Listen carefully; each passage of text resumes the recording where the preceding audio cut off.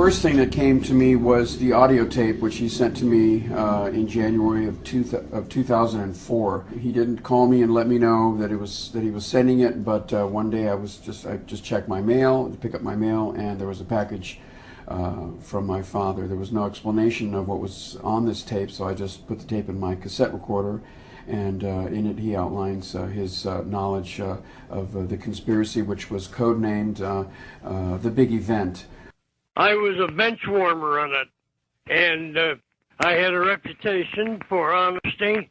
I think it's essential to refocus on what this information that I've been providing you, and you alone, by the way, consists of.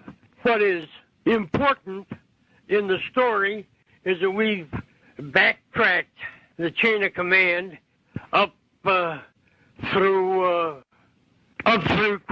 Cordmeyer and laying the doings at the doorstep of LBJ.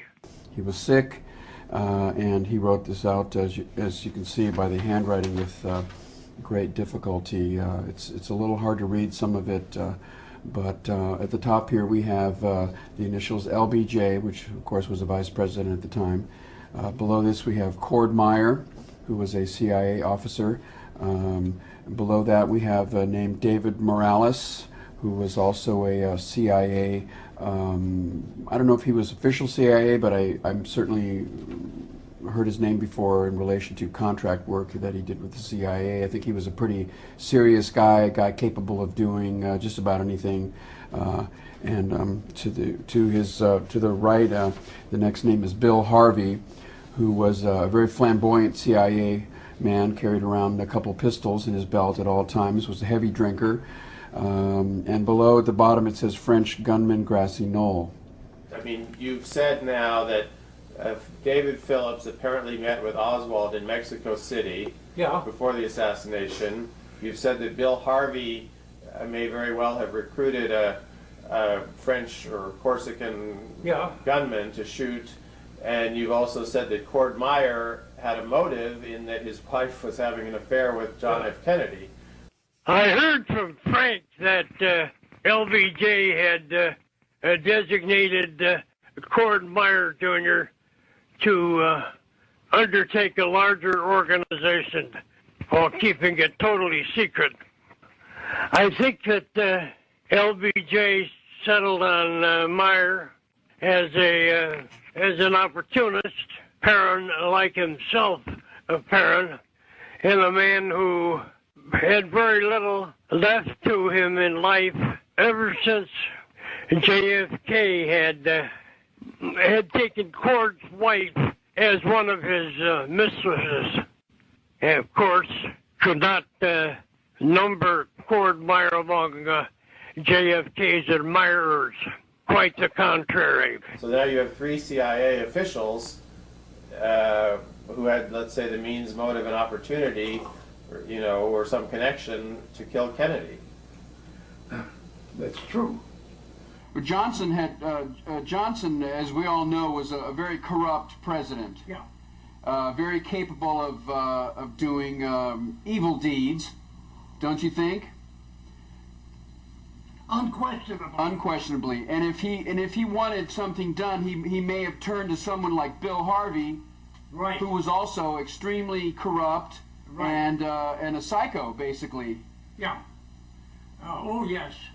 I could just visualize Harvey and LBJ forming a kind of a thieves compact between them. Mm-hmm. But I think that LBJ was an opportunist, and if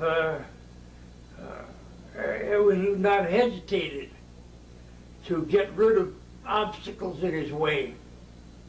I think that his later career exemplified that. The vice president had the most to gain. Yeah. And he was in a position where he could bring in people like Cordmeyer and others of interest and get their take on different things, and then in turn issue instructions. there was nobody with the leverage that LBJ had. No competitor. He was the vice president, and if he wanted to get rid of the president, then he had ability to do so by corrupting different people in CIA. And he had to do it with the limitations of CIA because there was no other group that honored, if I could use that term, honored the clandestine limitations the way CIA did. They could do something, turn their back on it, and move on to something else. It was not like a military. There was no accounting in that sense. And we know that LBJ had an unlimited ambition. And we know that he was a corrupt individual. And that the dollar sign was very important to him. As vice president, he didn't have the leverage that a president did or would. And so that was an attractive goal for LBJ. He did not want his career to come to an end as vice president. Who knows about vice presidents? It was very, very important to him that he take advantage as to the extent that he could as vice president, because just a few things had to be accomplished. He had to kill Kennedy, have him killed, I should say, and be guilt-free himself. And then he could go on and do what he wanted to do as President of the United States. It was a very tempting and almost illogical move on his part. I keep thinking about Bill Harvey, call Harvey and say, look, there's some things I want to have done. I mean, Harvey didn't want just an additional CIA salary. He wanted to move on. And LBJ could do that for him if he were president. Right. He couldn't do much for Harvey or anybody as vice president. That was why he used Harvey as the being available and corrupt. It was very easy for even the vice president to start working with Harvey or anybody else. Just say, I want you to do this, I want you to do that. And making sure that they had money that was not their own to do whatever the LBJ wanted to have done. So that when the president was assassinated, the vice president was right there and ready to move along. It doesn't speak well for our democracy at that particular time. He, in my opinion, had an almost maniacal urge to become president. He regarded JFK as he was, in fact, an obstacle to achieving that. He could have waited for JFK to finish out his term and then undoubtedly a second term. So that would have put the LBJ at the head of a long list of people who were waiting for some change in the executive branch.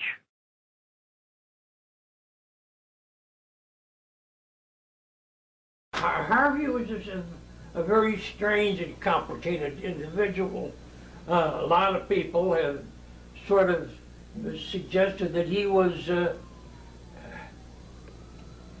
that alcohol had taken control of him. First of all, he never should have been put in that position. I don't think that he had a pristine connection with anybody. Always had a gun on him, yeah. Particularly in Rome.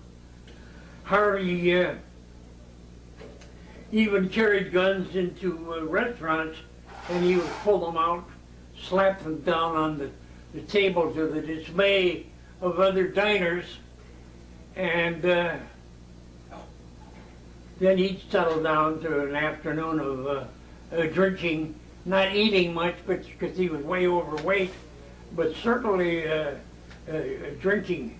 He had been a deputy to Angleton, and very deeply involved in counter-espionage activities. Well, Harvey had written in a memo at one point when he was running the executive action program that he wanted to use Corsicans.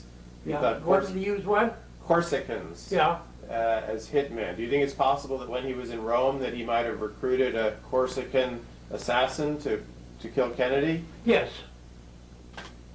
It is possible. I mean, it's one thing to set yourself up in splendid isolation, and it's another thing to use that isolation as a tool, right, so that you're not an immediate suspect in the case of a capital crime. Right, right, because he was in Rome. Is that understandable? Yeah, Okay. very. My understanding is that Harvey had a very severe clash with Bobby Kennedy around the time of the missile crisis, and that Kennedy basically I think it was said, "Get rid earlier of than this that. guy." And he posted an old slogan somewhere in the agency premises that said, the tree of liberty must be nourished by the blood of patriots. And this incensed Bobby Kennedy. And they clashed on that particular point. Seems ridiculous. You would think that Bobby would have embraced that particular philosophy, but he did not. And I guess he figured that Harvey was trying to steal some of the glory of whatever was going on in those days. During the Cuban Missile Crisis, everything was extremely tense, and suddenly it was discovered that Harvey had sent a team of people into Cuba, and the Kennedys were very concerned that this crisis might explode into nuclear war. And Robert Kennedy particularly was in a rage when he heard that this loose cannon had added a further element of unpredictability to the situation. Harvey hated the Kennedys. After the Cuban Missile Crisis, he had a confrontation with Bobby Kennedy that virtually ended his career, exiling him to an intelligence station in Rome. We had a terrible experience with the ones that were handling it at the time of the missile crisis. They were going to send 60 people into Cuba right during the missile crisis. Nobody knew what they were doing, and we pinned it down to the fellow he was supposed to be in charge, and he said we planned it because the military wanted it done, and I asked the military, and they never heard of it. Oh my God.